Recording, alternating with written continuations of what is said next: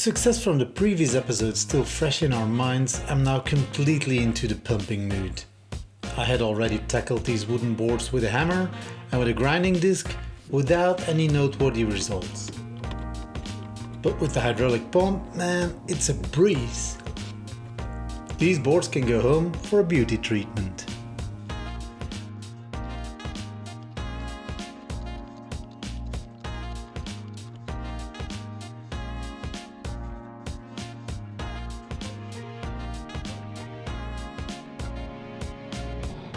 The raised edge is actually still in an excellent condition, except for this one small bit here.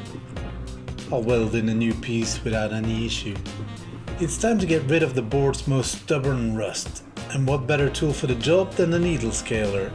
You remember I have a tricky relationship with this piece of machinery?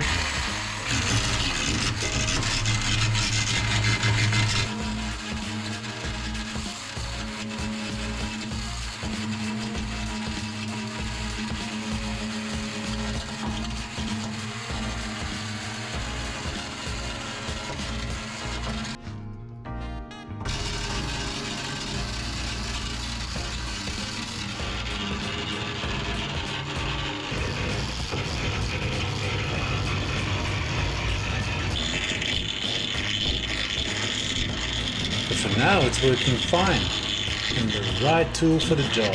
The rust is flying off in all directions. But hey, it didn't last long, as you can see by the look on my face here. I know what to do.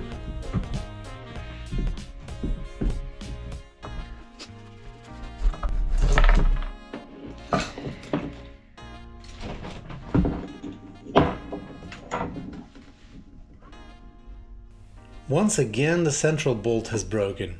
Is it me? Am I doing something wrong? Is there anybody out there who knows this machine and can tell me what I'm doing wrong?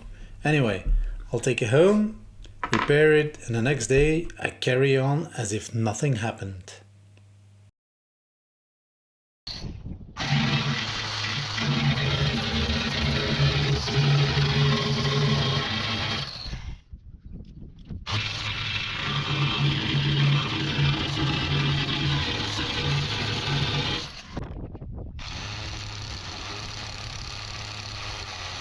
Hey man, stay on the task. We're focusing on the top edge for now. Hey man, focus! Leave? Yeah, alright, that's better. Just keep going like that.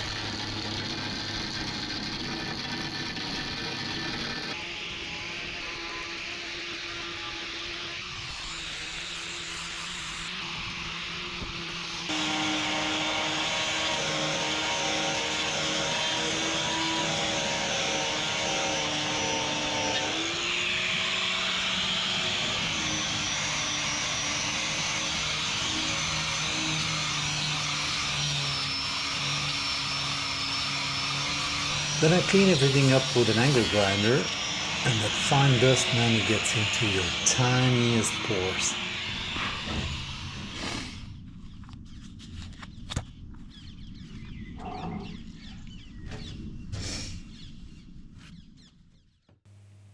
Another day has passed and it's a Sunday, so I can't make any noise.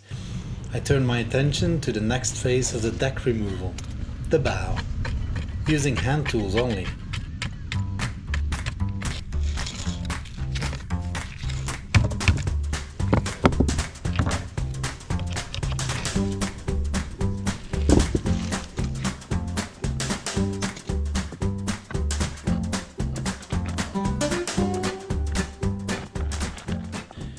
I not surprisingly managed to separate the deck nicely from the underlaying completely rotten plywood.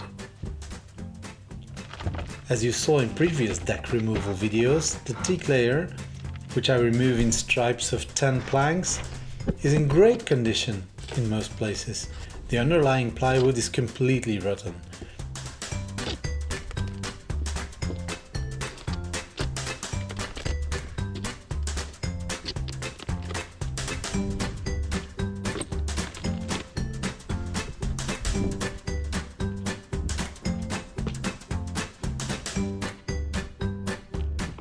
I want to separate it repair and seal the deck again that was basically permanently in moisture because it's full of holes. It's almost surprising that no more water gets inside the boat.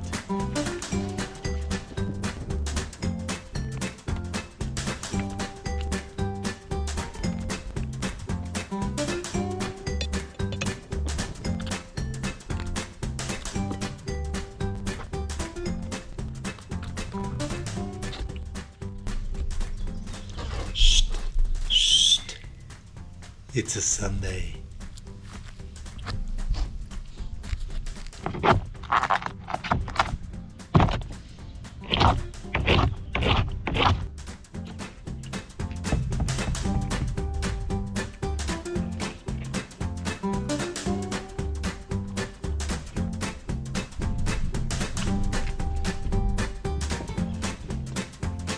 We move to the next day when I can use power tools again.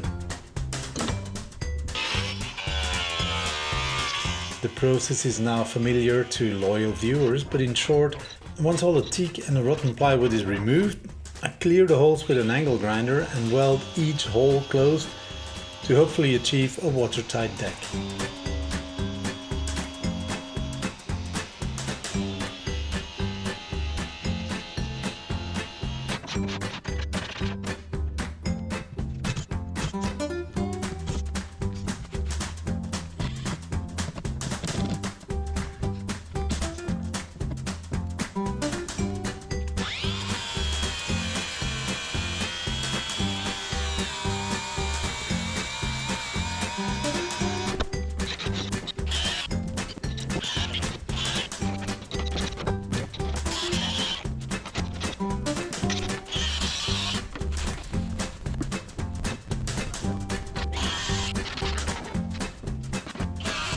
Okay, coffee time.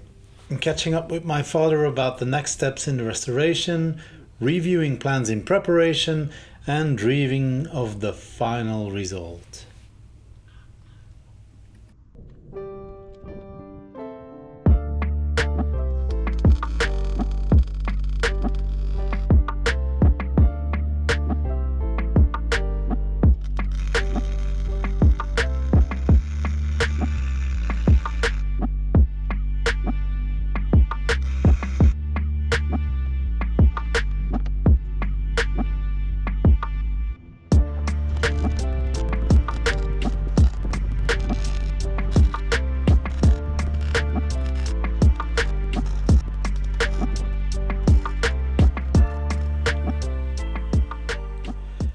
Since it was quite a windy day that day, the famous welding curtain made a reappearance, but this time I had a eureka moment, and the patent is already in application, mind you. Ladies and gentlemen, I proudly present to you the welding dress. A practical garment that perfectly protects your welding pool and keeps the welding gas in place. Wow man, the money I'm gonna make with this, oof.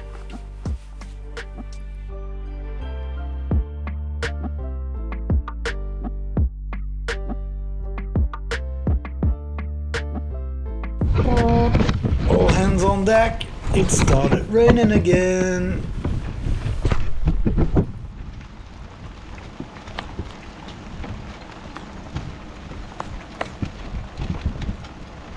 Now for the flow of this video, I grouped these footages together, but before I started welding, I already had removed part of the interior to prevent fire. Especially when I'm alone at the boat, it's dangerous to weld without someone below deck keeping an eye out. But since I want to remove the entire bow deck, I might just as well remove everything from the roof and possibly the walls as well.